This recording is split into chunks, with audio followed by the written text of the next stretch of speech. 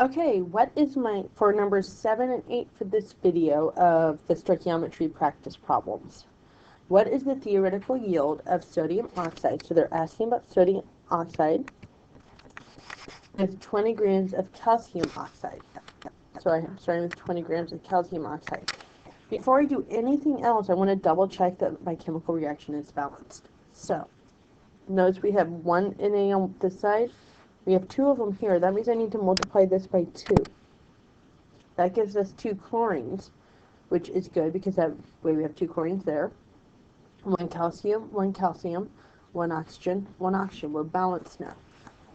Now, in order to get from one compound to another compound, you have to go through moles.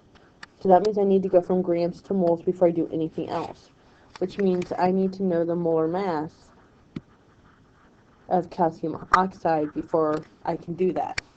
So I have calcium and I have oxygen. I have 1 calcium at 40.08.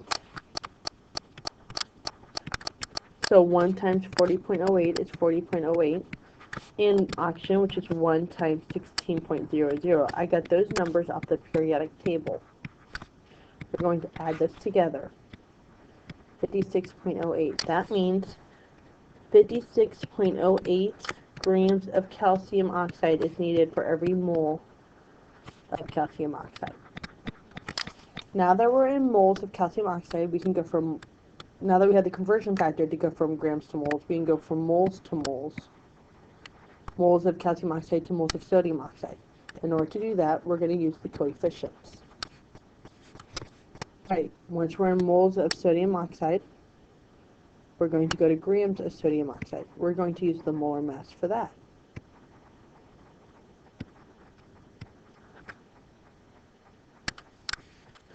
So to do that, we have sodium, we have oxygen.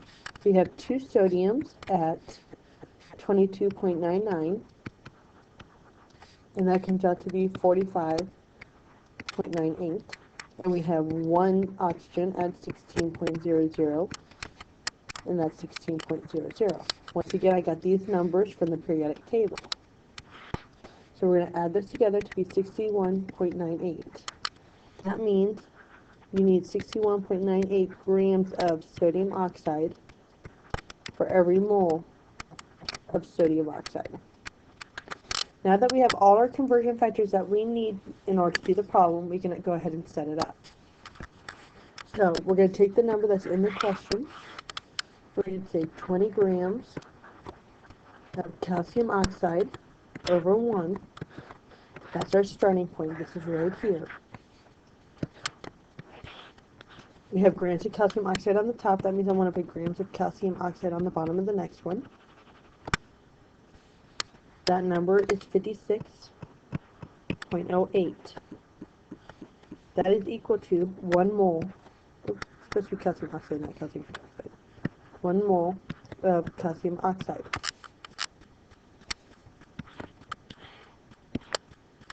Now that we're here on the periodic, on our plan, we can go from the moles of calcium oxide to the moles of sodium oxide. 1 mole of calcium oxide, because that's the coefficient, is needed for every mole of sodium oxide that's produced. That's that coefficient for 1. We have moles of sodium oxide on the top. Sodium oxide's on the bottom of the next one. We look at our conversion factor. 1 goes with the unit moles, and that is equal to 61.98 grams of sodium oxide. That means it's 20 divided by 56.08 times 1 divided by 1 times 61.98. That comes out to be 22.1 grams of sodium oxide. If we look at the significant figures, that rounds off to 20 grams of sodium oxide.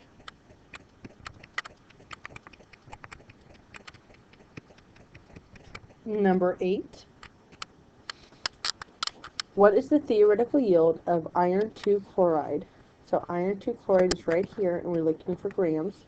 If I start with 34 grams of iron 2 bromide. So in order to go from one compound to another compound, this is already balanced, so I don't have to worry about that. I have to go to moles. So I need to go to moles of iron 2 bromide. In order to go from grams to moles, I need to determine the molar mass.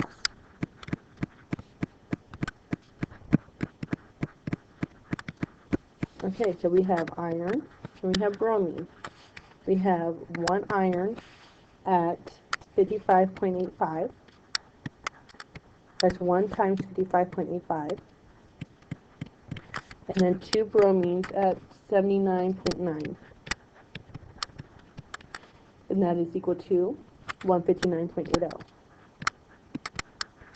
We're going to add these two numbers together, and that comes out to be 215.65.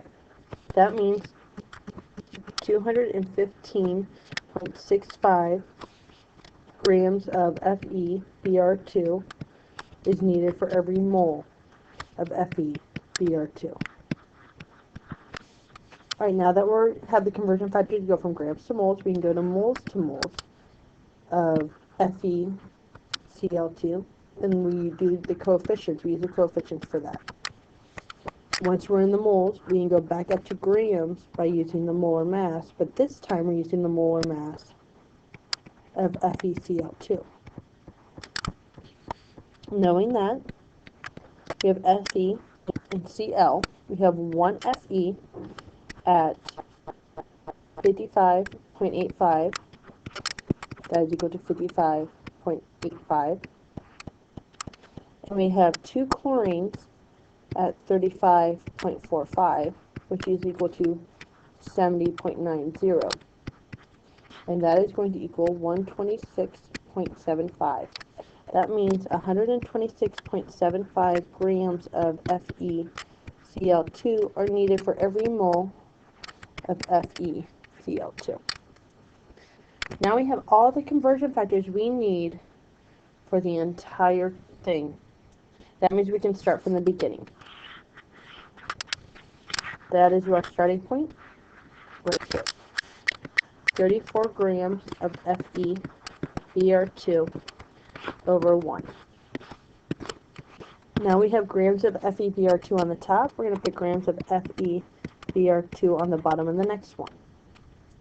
We notice that 215.65 goes with the unit grams, so we're going to keep those two together. Is equal to 1 mole of FeBr2. So that's going to go on the top of that line. We are right here in our plan, so we need to go from moles to moles. We're going to use the coefficients to do that.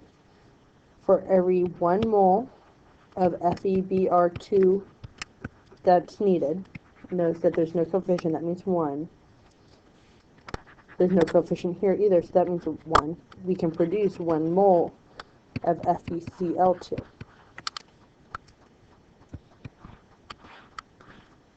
So we are right here now. We need to go from moles to grams. We have moles of FeCl2. Here's our conversion factor to go from moles to grams. Notice that 1 goes with moles. That equals 126.75 grams. So 34 divided by 215.65 times 1 divided by 1 times 2 times 126.75. That comes out to 19.98 grams of FeCl2. According to our significant figures, we need 2 of them. Here's our first 2. Problem is, that would round up to 20 grams, which that's only one significant figure there because there's no decimal. We would have to put a decimal point at the end of that in order to make that 0 count. And that is questions 7 and 8 from the stoichiometry practice problems worksheet.